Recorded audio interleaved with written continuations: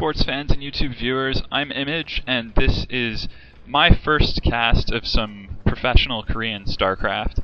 I'm really excited to be doing it, and hopefully you'll all enjoy it too. I'm going to be casting, hopefully, an entire Proleague match to kick things off. The first set of which is going to be Kwanro versus Upmagic. This is a set played between CJ Entus and Estro on the 30th of May. Both players are already in their booths and looking set to go, so this will probably start really soon. So, brief introductions to the players. On the left is Kwanro. He's a Zerg for CJ Entus. He's a very aggressive player, and his games tend to be really interesting to watch. On the right is Upmagic, who is a Terran player for Estro. He's a pretty solid player, was Estro's ace player consistently for a good long while. With more Zerg favoring maps in the lineups lately, Hiva has been sort of slotting into that role now as well. He is a solid defensive player, a solid Terran player in general, and he's also pretty creative, so it should make for a pretty interesting match between the two. These are some dizzying pans around the arena, and both players are in the game, and we are ready to start in 5, 4, 3, 2, 1. And we're off.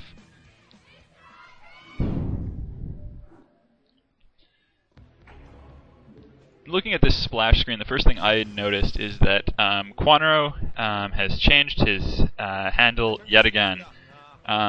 He is also the blue Zerg in the 2 o'clock position, whereas Upmagic is the green Terran at the 5 o'clock position. This is Outsider, it's a 3-player map, and so there's an empty spawn point at the 9 o'clock position as well. Outsider is a really interesting map. I've seen some quality play on it, and I'm sure there's been a lot of really good matches on it that I haven't seen. It's also surprisingly well balanced for Terran versus Zerg, considering that there are double gas expansions around the map that Zerg would love to take, but that aren't especially accessible to them. So, Zerg is kind of limited in options for where to expand, and the third gas is not the easiest thing for them to get and hold, because they're not able to glitch drones through mineral walls in the same way that Terrans and Protoss are able to glitch their own workers through.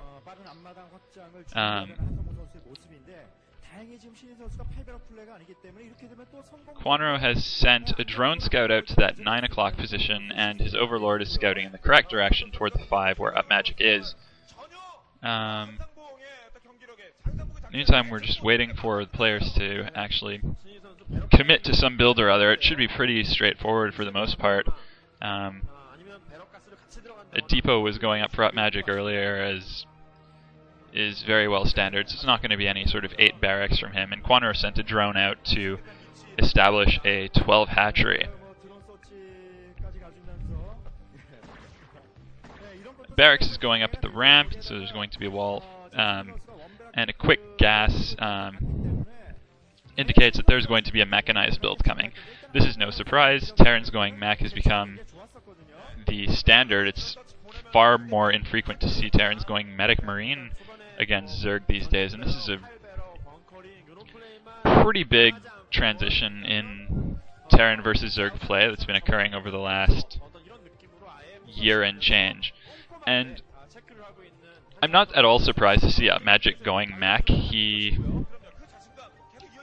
is a very capable mech player, and he's done some pretty interesting things with it since the beginning of this Terran trend toward mechanized builds against the Zerg, and there's that first factory coming up. Early on, he did some really neat things involving 8 barracks and proxy barracks bunker rushes into mech follow-ups that were just absolutely beautiful to watch. And Upmagic is getting his scout in on Kwanro now. Kwanro, for his part, has gone for what looks to be 12 hatchery, spawning pool on 11, gas on 10. And it's pretty standard. Although Kwanro, unless he's committing to a 2 hatchery build, should probably be planting a 3rd hatchery pretty soon. And an expansion is going up for Upmagic.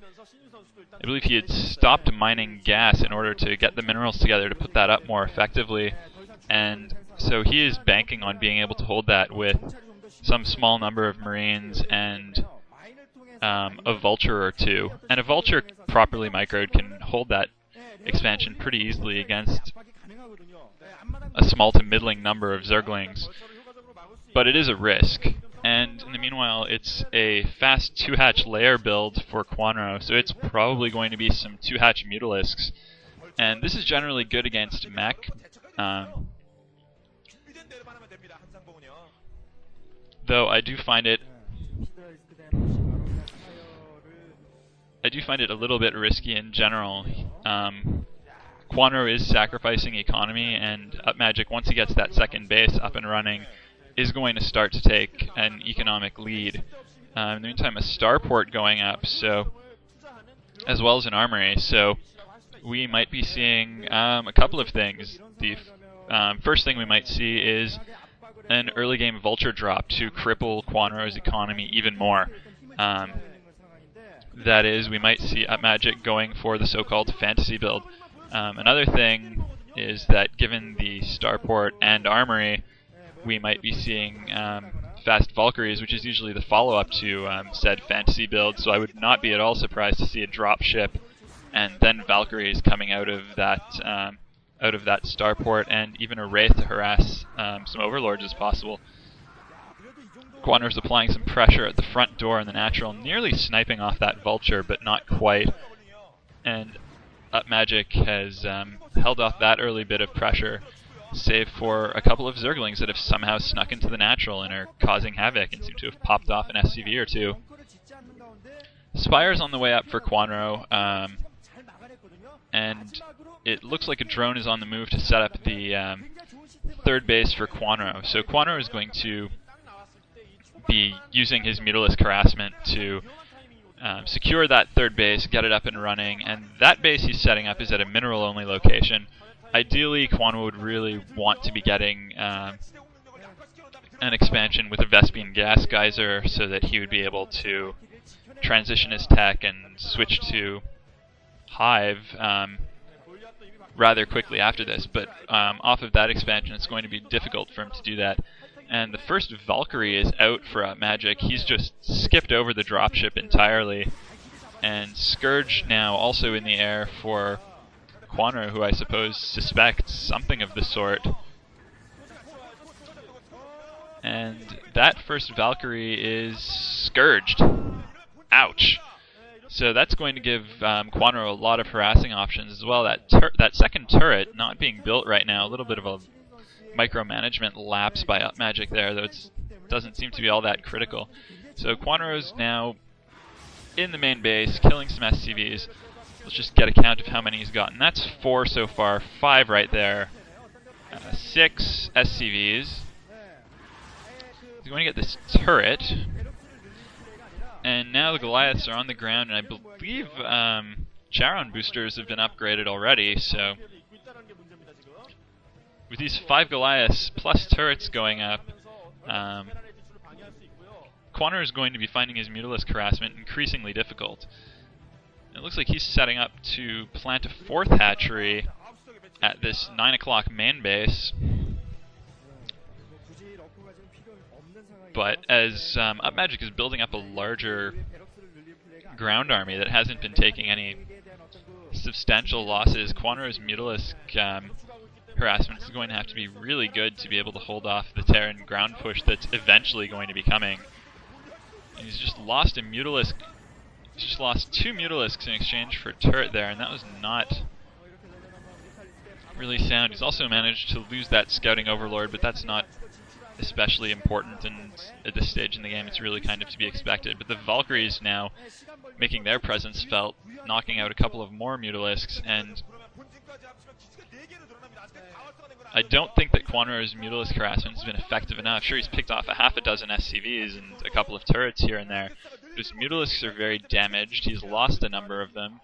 He still doesn't have any forces on the ground, but he is building his economy up.